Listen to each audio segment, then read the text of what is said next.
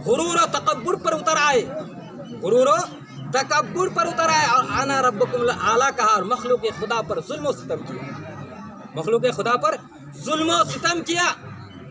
हजरात मोहतरम सिर्फ यही तक नहीं बल्कि उस नमरूद को चाहिए कि वो अपना सर नियाज खुदावंदे कुद्दूस की बारगाह में झुका ले, मगर उसने झुकाया नहीं और अपने रियाया और लोगों से कहा मैं तुम्हारा रब हूँ, मुझे सजदा करो, मैं तुम्हारा रब हूँ, मुझे सजदा करो। लोगों ने नमरूद लईन को बेदीन को सजदा करना शुरू कर दिया, जिसकी वजह से उसका गुरूर तकब्बुर में और भी इजाफा होता चला गया। लेकिन नमरूद लईन खुद अपने आप को रब कहलाता था, खुद खुदा मानता था, लेकिन काहिनों और नजूमियों के इशारे पर चलता था, काहिनियों और नजूमों के सहारे से चलता था।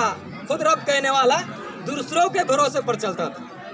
एक दिन ऐसा होता है कि नमरूद लईन रात को सो गए, ख्वाब में एक सितारा देखा, ख्वाब में एक सितारा देखा तो क्या देखते हैं तो उस सितारे की रोशनी के सामने चांद और सूरज की रोशनी भी फीकी पड़ गई, चांद और सूरज की रोशनी भी मांद पड़ गई। अब काहिनों नुजबियों ने जब नमरूद लईन को सुबह देखा तो देखते हैं कि नमरूद लईन आज गमज़ुदा है, परेशान है। तो काहिनों नुजबियों ने अर्ज किया, ए बादशाह सलामत, आज आप गमज़ुदा क्यों हैं? तो बादशाह नमरूद ने कहा, क्या बताऊं, आज रात को मैंने ख्वाब में एक सितारा देखा है जिसकी रोशनी के सामने चांद और सूरज की रोशनी भी फीकी पड़ गई, इसलिए मैं बेचैन हूँ, परेशान हूँ। तो काहिनों नुजमियों ने कहा, बादशाह सलामत, इस ख्वाब की ताबीर बता दे। तो बादशाह ने कहा, क्यों नहीं, जल्दी से बताओ ना, तुम्हें मैं किस लिए रखा हूँ, जल्दी से बताओ। तो काहिनों नुजमियों ने कहा, ऐ बादशाह, तेरे इस शहर में एक बच्चा पैदा होगा जो तेरी सल्तनत को तबाह व बर्बाद करके रख देगा, जिसके हाथों तेरी हलाकत होगी और तेरी बादशाही को ज़वाल पहुंचेगा, तेरी बादशाही को ज़वाल पहुंचेगा। अब जब काहिनों नुजमियों ने ये बातें बयान की, ख्वाब की ताबीर बताई कि तेरी सल्तनत में एक बच्चा पैदा होगा जो तेरी सल्तनत को तबाह व बर्बाद कर देगा और उसी के हाथों तेरी हलाकत होगी, तेरी बादशाही की तबाह व बर्बादी कर देगा तेरी बादशाही को, तो उसने हुक्म जारी कर दिया।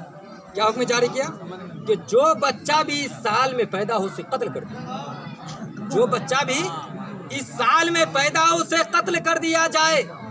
नमरूद लईन का ख्याल था कि इस तरह से वो बच्चा दुनिया में आते ही पहले कत्ल कर दिया जाएगा, आने से पहले ही कत्ल कर दिया जाएगा तो मैं बच जाऊंगा। मगर मेरे दोस्तों बुजुर्गों, नमरूद लईन को मालूम नहीं, उस जालिम को पता नहीं कि जिसकी हिफाजत खुद रब्बे कायनात फरमाए, फानूस बन के जिनकी हिफाजत हवा करे, वो शम्मा क्या बुझे जिसे रोशन खुदा करे। तुम मार सकते हो, हाँ, जिसकी हिफाजत खुद रब्बे कायनात फरमाए उसे कौन मार सकता भाई। अब उसने तो ये ऐलान कर दिया। अच्छा, आम औरतों के पेट में अगर बच्चा है तो पता चल जाता है, पेट उड़ी हुए मालूम होते, लेकिन अल्लाह के नबी माँ के पेट में भी है तो हिफाजत नहीं, सुभान अल्लाह। पूरा बिल्कुल 8-9 महीने हो गए, नमरूद ने तो ये पहरा लगा दिया और सबको कह दिया कोई मर्द अपने औरत के पास, अपनी बीवी से के पास ना रहे, अलग रहे। नमरूद ने ऐलान कर दिया और जो बच्चा पैदा होता था उसे कत्ल कर दिया जाता था। मगर हजरत इब्राहिम अला नबीना अलैहिस्सलातु व तस्लीम अपने वालिद मोहतरम के सुल्बे अतर से मादर शिकम में पहुंच चुके थे, फिर भी नमरूद लईन को उनके नौकरों को पता नहीं चला। अब जब वक्त विलादत करीब आया, जब वक्त विलादत करीब आया तो हजरत हाजरा ने, हजरत सानी है, हजरत इब्राहिम के वालदा का नाम सानी है, बाप का नाम तारिक। तो हजरत सानी ने सोची कि अगर मुझे कोई देख ले पैदाइश के वक्त तो मेरी आंखों के सामने मेरे बच्चे को कत्ल कर दिया जाएगा तो मेरे दिल में क्या गुजरता। तो एक वादी में चल दिए, एक जंगल में चल दिए, गार में चल दिए। अल्लाहु अकबर, हजरत इब्राहिम अला नबीना अलैहिस्सलातु व तस्लीम एक गार में पैदा हुए, जिसको हम कहते हैं गढ़ा। ایک غار میں پیدا ہوئے، اللہ اکبر، اتنے حسین و جمیل خوبصورت بچے پیدا ہوئے کہ ماں دیکھ کر خوشی کی انتہا نہ رہی۔ ویسے ہی تو ہر عورت کو اپنے بچے سے محبت ہوتی ہے، مگر جس بچے کے پیشانی میں نور محمدی چمک رہا ہو اس ماں کو کیوں نہیں خوشی حاصل؟ جس بچے کے پیشانی میں نور محمدی چمک رہا ہو اس ماں کو کیوں نہیں خوشی حاصل ہوتی؟ بچے کے ساتھ ماں نے بہت پیار کیا، دودھ پلایا، اب سوچنے پر مجبور ہو گئی اگر میں اسی طرح سے یہی کھڑی رہ جاؤں گی ہو سکتا ہے کوئی دیکھ لے تو پھر میرے بچے کو مار دیں گے۔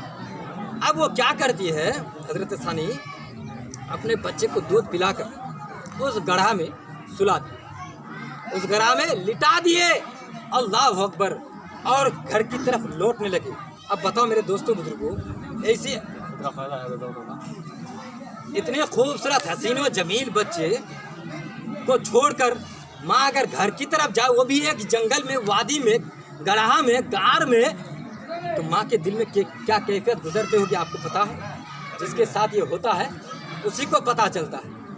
اب ماں اللہ اکبر مجبور ہے، گھر جانے کو ہے، کیا کرے؟ اگر یہاں رہوں گی کوئی دیکھ لے گا تو میری آنکھوں کے سامنے میرے بچے کو قتل کر دیا جائے۔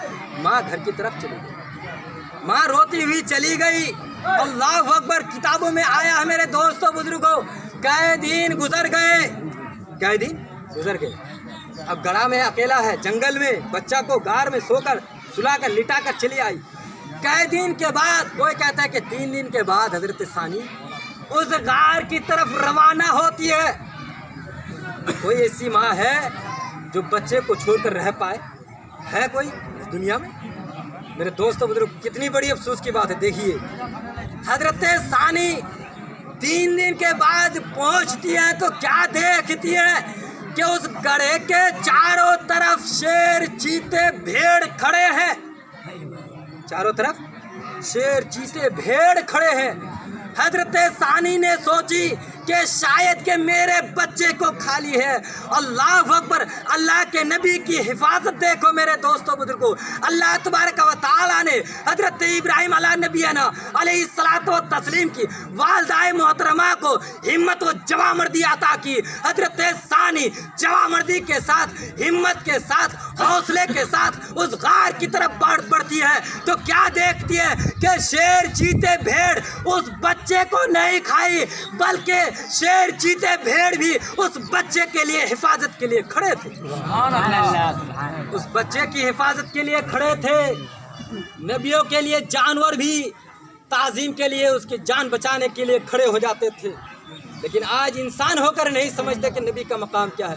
اور پھر دیکھیے 3 دن ہو گئے، کچھ تو کھائے نہیں، 3 دن ہو گئے کچھ تو کھائے نہیں، تو پھر کیا کھا رہے تھے؟